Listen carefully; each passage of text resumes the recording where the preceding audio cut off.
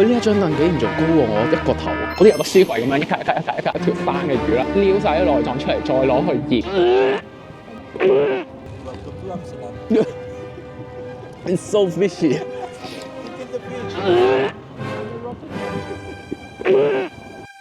酒店出邊嘅景色，中間咧有個公園俾大家玩。咁我已經過咗玩公園嘅年紀啦，我就唔去啦。好意思，啱啱起身把老牛聲仲係咁樣。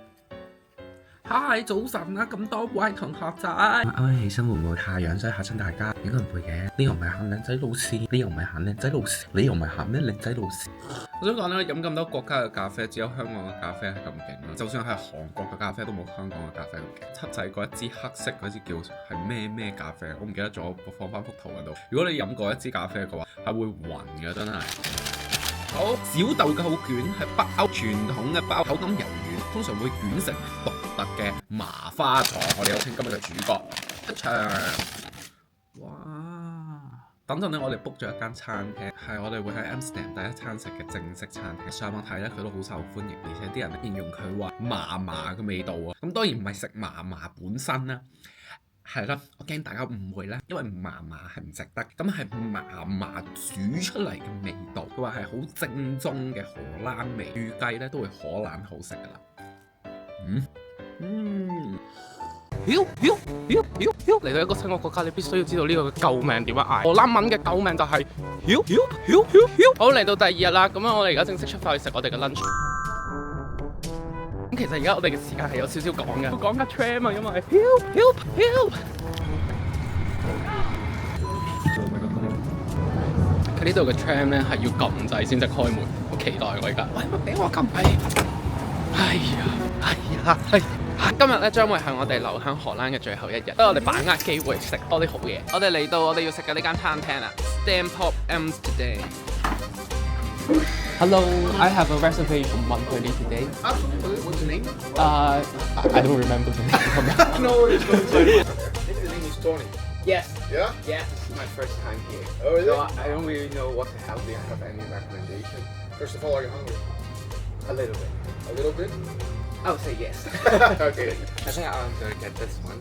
Oh, sure, absolutely. 佢啲英文噼里啪啦都維持住我個台風去講我應該要講嘅嘢。頭先有個 arrow 嚟講嘅話，應該都有7嘅。呢個 Stampot Amsterdam 都算係一間幾有 hype 嘅餐廳。佢就係荷蘭嘅傳統家常菜，即係佢哋屋企會煮嘅嘢。所以今朝早我先會話呢個係麻嘅味道。咁但係唔係真係食佢阿麻喎。仲大過我塊面啦！咁咧佢嘅菜咧就係咧下面有一個巨型嘅薯蓉啦，即係一啲燉菜啦，裏邊仲有其他嗰啲蘿蔔啊，咁上面咧就有一塊荷蘭嘅阿麻，講下笑啫，係牛肉啦。佢話咧係 cook to the， 我唔知點樣講，cook to the perfection。一齊試下味道咯，好味，正。佢啲薯蓉打得好細啦，再加埋佢呢個汁，有啲似 KFC 嘅蘑菇醬。重點係上面嗰個牛肉咧，大家見唔見到？係勁腍。建議大家如果嚟嘅話咧，可以3個 friend share 一個。你睇下，好似座山咁樣，食極都有勁多。係阿麻嘅味道啊！我覺得自己介紹得唔係好完整，我而家用 AI 咁樣同大家再由頭到尾講少少先。Stampot 相較於個地位咧，就代表喺日本嘅壽司喎。荷蘭人係由細食到大，有媽媽嘅味道啊！咁當然媽媽嘅阿媽仲有阿嫲啦，即係啲家常小菜咧。荷蘭級兩種飯 Stampot。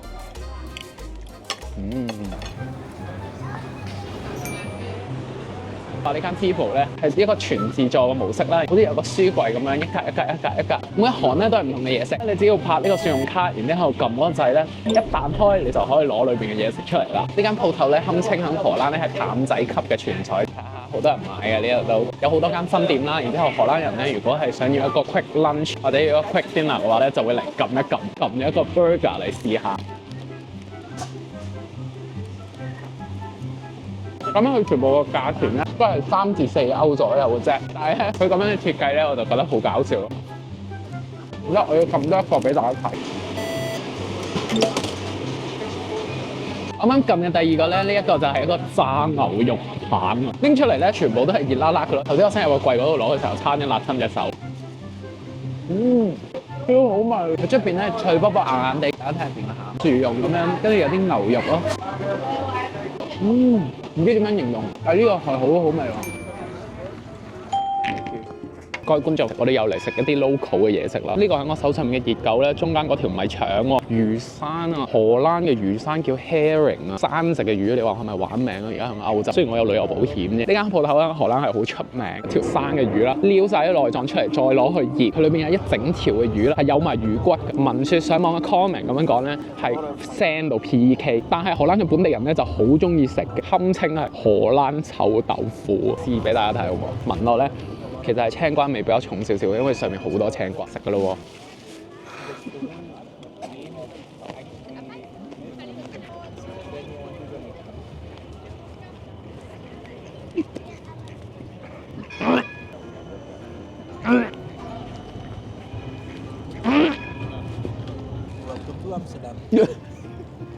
It's so fishy. Kiss the fish. And the rotten one. 超級腥咯，啲魚味。第一啖咬落去嘅時候咧，佢仲有啲青瓜咧，咁我就唔係好覺啦。佢之後嗰陣魚味衝出嚟嘅時候，就好似真係街市嘅魚檔嘅味咯。試多啖啊！其實同日本嘅魚生係有啲似嘅，但係佢嗰種海水味就再濃啲咯。頭先第一下嘅時候我激動咗，有啲洋葱粒啦同埋青瓜喺度咧，個腥味就冇咁勁啦。要埋啲洋葱食真係好啲，因為我頭先第一啖咧係完全冇洋葱，所以我係一啖咬咗落個魚生度。但係如果你唔係連埋啲洋葱食咧，佢嗰陣魚味真係好勁。我食到，但係我無法 enjoy 佢咯。咁點推㗎？如果大家喺 Amsterdam 悶悶地咧，不妨坐下呢個渡輪。其實冇㗎，純粹喺 Central Station 嗰度過對面海咯。但係完全免費，同埋過咗對面海有一個神秘景點。其實我身高已經係180啦，但係佢呢一張凳竟然仲高過我一個頭。我擦！聲音畫面有冇問題？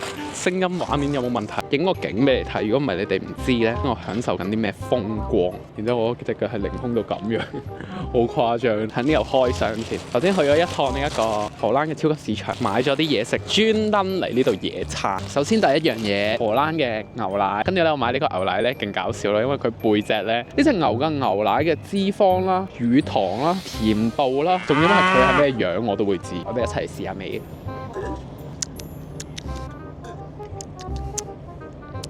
有陣牛酥味，真係酥。我仲買咗啲梅，紅色的漿果，大家睇到佢係紅色一粒一粒，有少少似提子 BB。試下，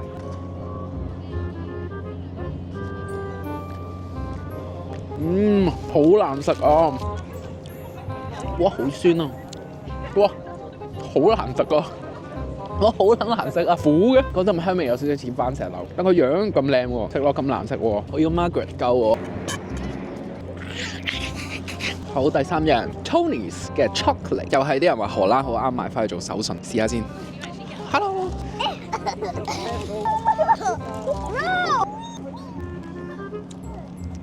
我諗住請佢食朱古力添，不過冇啊，我已經咁請小朋友食嘅，佢家長唔中意嘅。我做咩請個小朋友食朱古力啊？我哋 Lily 唔會食嘅喎，Lily 唔會食啲咁唔健康嘅嘢嘅，我哋淨係食天華嘅啫喎，普通朱古力，留翻請啲 friend 食咯。一邊欣賞荷蘭嘅海景，一邊坐張老鏈咁高嘅高達，再飲阿 Margaret 嘅奶。唉，走啊走啊！唉呀，凍死人！我錯。Hello， 呢間 cafe 咧有少少特別嘅，佢主要咧係食呢一個叫做 porridge。porridge 咧就係荷蘭嘅一種小 pancake，佢係一個 pancake， 跟住佢整到好細，一粒一粒，堪稱荷蘭嘅雞蛋仔嘅。咁啊，以上所有資料都係買翻自己老作嘅啫，上面有啲糖霜啦，同埋糖漿。試下啦喎，熱辣辣嘅喎，唔係凍嘅喎。有啲鹹鹹地嘅，應該佢係用啲牛油嚟煎。佢哋個餡係好紮實，再加埋佢用牛油唔知煎定還是焗咧，都幾香下。幾好食喎！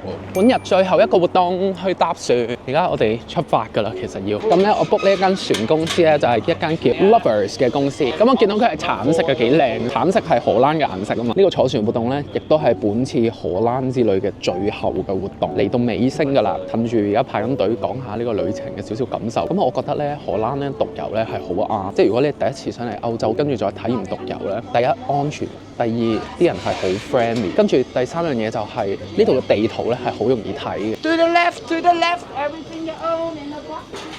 俾佢雜亂咗歌病之後呢，我就冇再繼續講落去啦。但係我呢度再補翻啦。路嚟講呢，的確幾易行嘅，因為佢成個城市呢有少少似蜘蛛網咁樣嘅設計，然後無論幾遠嘅地方呢，都係純粹係一路直行，跟住轉左或者轉右就到咯。所以 overall 嚟講呢 Amsterdam 我俾佢嘅獨遊指數都相當之高，可以去到9分啊！咁睇到呢一度，你一定好好奇啦，點解我唔介紹下架船一路喺度講緊其他嘢呢？答案就係、我唔覺得有咩好玩咯，因為架船嗰啲玻璃困住晒我哋咁樣，跟住我哋又6個人坐咁樣一堆，然後我又夾喺中間，隔離嗰2條友又拖晒手拍拖，勁浪漫咁樣，我坐喺度覺得自己係個小丑啊！咪即係講翻正經啦，我都係覺得 Amsterdam 嘅景呢係你行緊條街嗰度已經睇到好靚，同埋呢啲船呢係你望住佢嘅時候，你覺得佢好靚啊！你坐喺入邊嘅時候望翻出去呢係冇咁靚，即係對於我嚟講嘅話，我就唔係好好咯。好嘢，節目去到尾聲啦，終於今個禮拜出咗連續2條片，大家仲 OK 嘛？如果你中意賣翻嘅旅行片呢，就記住中意個 video 俾個 like，個 subscribe 個 YouTube channel 去賣翻，我哋下次見啦，拜拜。